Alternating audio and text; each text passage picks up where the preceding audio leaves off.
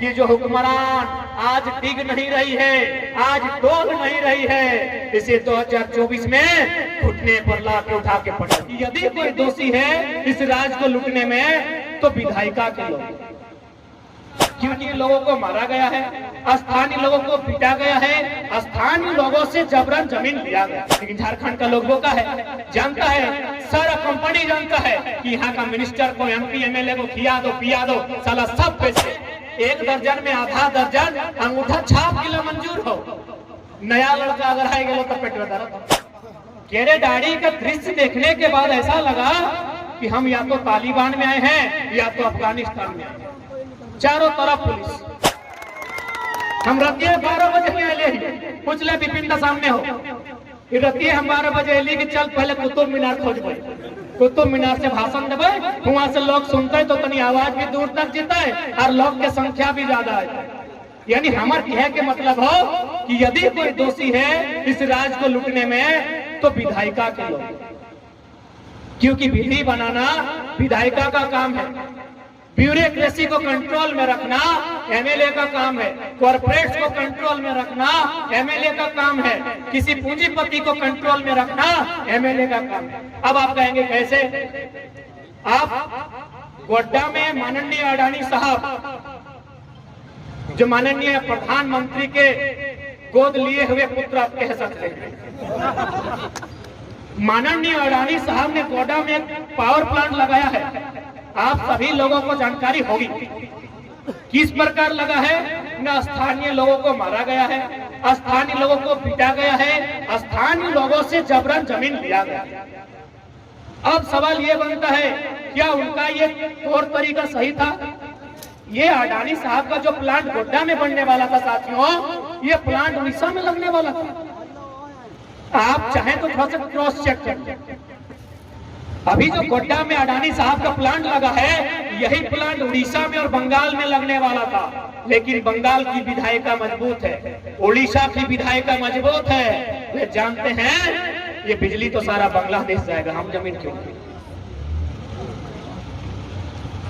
अडानी साहब ने जो प्लांट गोड्डा में लगाया है, आपको जानकारी है? यदि नहीं है तो मैं बता दूं, 100% 100% बिजली बांग्लादेश में। इसीलिए उड़ीसा ने, बंगाल ने जमीन नहीं दी। लेकिन झारखंड का लोगों का है, जानता है, सारा कंपनी जानता है कि यहाँ का मिनिस्टर को, MP MLA को खिया दो पिया दो, साला सब बेच दे, अपन घर द्वार छोड़ के बाकी गोटा झारखंड बेच दे। आज देखिए स्थिति सामने है, 1600 मेगावाट का बिजली उत्पादन होगा, सारा का सारा बांग्लादेश है। इसीलिए किसी ने खूब कहा है कि हमार पानी हमार पसीना और बिजली जले तो शेख हसीना। पानी कहाँ? बड़ा कर नदी। पानी कहाँ? मायथेर, पंचे, चांडिल, कोणार्क, तेनुघाट की बनल बिजली। पानी हमार, पसीना हमार, शेख हसीना बांग्लादेश के प्रधानमंत्री। अभी यही किन्हें पता नहीं। 100% बिजली बांग्लादेश, यानी कमी कहाँ है? इसलिए मेरे नौजवान साथियों, मेरे अभिभावक स्वरूप उपस्थित जो हमारे हमसे आयु में बड़े हैं, थोड़ा सोचिए कि दोषी कौन है।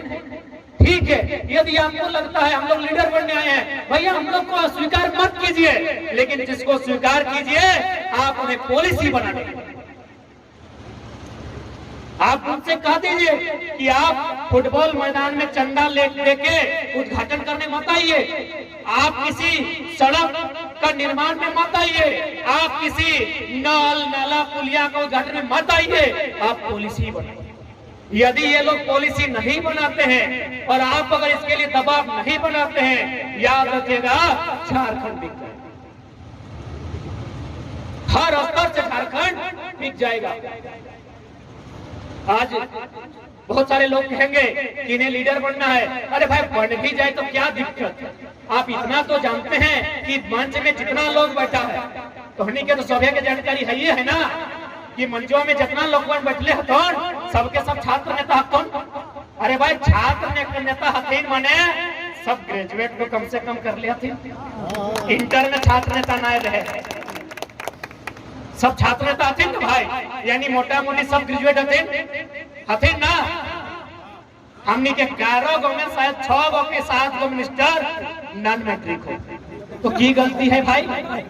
यदि एकड़ में से कोई नेता बनिए गलाए, आने वाला दिन धनवार के विधायक बनिए गलाए, तो की गलती है? 11 गो में 1 दर्जन में आधा दर्जन अंगूठा छाप के लिए मंजूर हो। नया लड़का अगर आए गलो तो पेट में दर्द कहे भाई।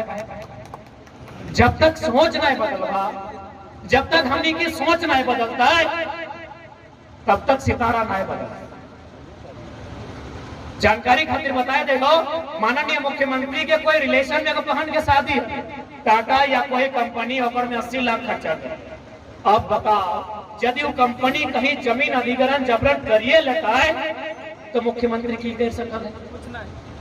80 लाख खर्चा कर ले, कहे बताओ मिशन लेस विजन लेस। इनके पास दूरदर्शी सोच है ही नहीं। दूरदर्शी सोच हमारे राज्य के किसी एमएलए, किसी मिनिस्टर में है ही नहीं कि 20 सालों में झारखंड क्या। कल हम केरेडारी में थे, केरेडारी हजारीबाग जिला में आता है, बड़का गांव विधानसभा में। केरेडारी का दृश्य देखने के बाद ऐसा लगा कि हम या तो तालिबान में आए हैं या तो अफगानिस्तान में आए हैं। चारों तरफ पुलिस, चारों तरफ। कहे पता है वहां कोयला का काम हो रहा है, 35 को कोल ब्लॉक है। आपके यहाँ थोड़ा सा कोल ब्लॉक नहीं है, आपका यहाँ खादान का चल रहा है, तो शायद उतना संकट नहीं है, खादान में उतना एरिया नहीं लिया जाता है। लेकिन जो कोयला का खादान होता है, मोटा मोटी एगो खादान में 10 को गांव लिया जाता है, वहां 35 को यानी 350 को गांव। तो भाई 350 को गांव उजड़ेगा वो विषय नहीं है। हम देश के विरोधी नहीं है, हम विकास के विरोधी नहीं है। आप यदि विकास के नाम पर 350 नहीं 3,500 3.5 लाख गांव उजाड़ दीजिए, लेकिन विस्थापन नीति तो होना चाहिए। एक विस्थापन नीति तो होनी चाहिए ना, कि हम जिन गांवों को उजाड़ रहे हैं उन्हें पहले जमीन देंगे, उसके बाद एक अच्छा मुआवजा देंगे, और तीसरा नंबर में जब तक यहाँ खदान रहेगा, जब तक यहाँ फैक्ट्री रहेगा, नौकरी में पहला अधिकार उनको मिलेगा जिनका जमीन गया है। लेकिन कोई पॉलिसी नहीं है। क्या है पता है? उनको महीना के हिसाब से 3,000 दिया जाएगा। अब इस बात को हमारे अनुभवी लोग सुन सकते हैं और समझ सकते हैं। जो लोग हमसे आयु में बड़े हैं, जो 60-70 साल की आयु में हैं, हमारे जेठा लोग, चाचा लोग, दादाजी लोग सुन सकते हैं और समझिएगा कि वहां 25 साल के लिए कंपनी जमीन लेगी और महीने का 3,000 देगी, यानी साल का 36,000, साल का 36,000 देगी। अब आप बता दीजिए किसी भी प्रकार से क्या ये न्याय होगा? जो जमीन जो हमारी पीढ़ी दर पीढ़ी हस्तांतरित होती है, जो जमीन हमारी पुरखों की देन है, वो हमारी पीढ़ी दर पीढ़ी इस पर खाएगी, वो मात्र 36,000 सालाना देने का काम। अब उसमें क्या हो सकता है? कोयला तो एवरेज करता है झारखंड में 1 एकड़ प्रति एकड़ में जहां कोयला होता है 70 लाख का मुनाफा होगा। यानी जो जमीन हमसे 36,000 डिसमिल प्रत्येक साल के दर से लिया जाएगा, वहां उसी कंपनी को 70 लाख का मुनाफा होगा। कहे बस चंद मुट्ठी भर गद्दार नेताओं के।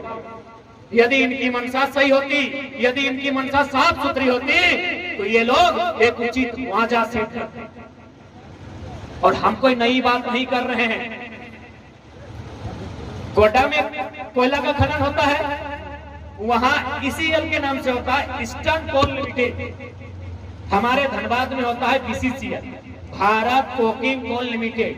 ठीक बोकारो और रामगढ़ में होता है सीसीएल, सेंट्रल कोल लिमिटेड। यानी कोयला की 3 इकाई झारखंड में काम करती है, बीसीसीएल, ईसीएल और सीसीएल। ठीक उसी प्रकार और 5 गो यूनिट है कोयला कोड़ने का, जिसमें एक है आपका मध्य प्रदेश के सिंगरौली में एनसीएल, नॉर्दर्न कोल लिमिटेड। उड़ीसा में है एमसीएल, महानदी कोल लिमिटेड। और महाराष्ट्र के नागपुर में है डब्ल्यूसीएल, वेस्टर्न कोल लिमिटेड। सिंगरौली की घटना है, हमारे कुछ साथी जॉब करते हैं, आपको बताना चाहिए। वहां यदि किसी का जमीन लेने का मामला आता है तो सबसे पहले एक टीम तैयार होती है। वो टीम गांव तक जाती है, जाके सर्वे करती है कि किसका जमीन जाएगा और किसका घर जाएगा। उसके बाद क्या करती है, जो प्रावधान होता है, क्योंकि सरकारी में आपका अगर 5 एकड़ जमीन लिया जाएगा तो 5 एकड़ आपको नहीं दिया जाएगा, यानी आपको 25 डिसमिल, कहीं 30 डिसमिल, 50 डिसमिल, जो भी मने का अनुपात में सबको दिया जाएगा। तो सबसे पहले वो जमीन अलॉटमेंट करती है और कंपनी पैसा नहीं देती। एनसीएल परियोजना के तहत मध्य प्रदेश राज्य के सिंगरौली क्षेत्र में कंपनी उसे मकान बना के देती। इसी भारत में कंपनी उसे मकान बना के देती है। लेकिन आ जाइए झारखंड, कंपनी बिना कहे पूछे, बिना ग्राम सभा के आपका पैसा ट्रेजरी में डाल दिया। आप पैसा उठा लीजिए, नहीं तो आपकी जमीन से आपका अधिकार जा चुका। आप नहीं मानिएगा तो अगला दिन डीसी अपना पावर दिखाएगा कि हम सिंघम है, पुलिस प्रशासन भर देगी, गांव को मारपीट के भगा देगी, खाली कर देगी और घर द्वार तोड़ देगी। ये झारखंड की पॉलिसी है। क्यों? बस विधायिका देगा। ये लोग अगर ईमानदार होते, ये लोग अगर स्वार्थ रहित होते, इनमें अगर स्वार्थ नहीं होती, तो जिस प्रकार बंगाल में, जिस प्रकार उड़ीसा में, जिस प्रकार छत्तीसगढ़ में अन्य परियोजनाएं काम कर रही है, अन्य कंपनियां भूमि अधिग्रहण कर रही है, ठीक उसी प्रकार झारखंड में। लेकिन आज झारखंड के लिए सोचने वाला कोई नहीं है। इसीलिए हमने कहा ये निर्भर जनता पे करेगी, ये निर्भर नौजवानों पे करेगी। इस राज्य की दिशा, इस राज्य की दशा को किस ओर लेकर जाना चाहिए। बाकी हम लोग क्या है, हम लोग पढ़ने वाले छात्र हैं। जब जब माटी आवाज करेगी, जब जब माटी बुलाएगी, हम लोग आएंगे। हम लोग नरेंद्र मोदी भी नहीं है जो कहेंगे झोला उठा के चल देंगे। कहे जाएंगे मेरा बाप का जमीन है, कहे जाएंगे मेरे पुरखों का बलिदान है। जब जब माटी बुलाएगी हम किसी न किसी रूप में फिर आएंगे। कहे जाएंगे झोला उठा के, क्योंकि मेरा यहाँ के बाद कहीं कुछ नहीं। गोली खाना पड़ेगा यही खाएंगे, लाठी खाना पड़ेगा यही खाएंगे, मरना पड़ेगा यही मरेंगे, जलना पड़े या दफन होना पड़ेगा यही दफन होंगे, यही जलेंगे। इसलिए आज इस राज्य के तमाम नौजवानों को, इस राज्य के तमाम लोगों को एक नई सोच का सृजन करना होगा और इस राज्य के दिशा और दशा में परिवर्तन करना।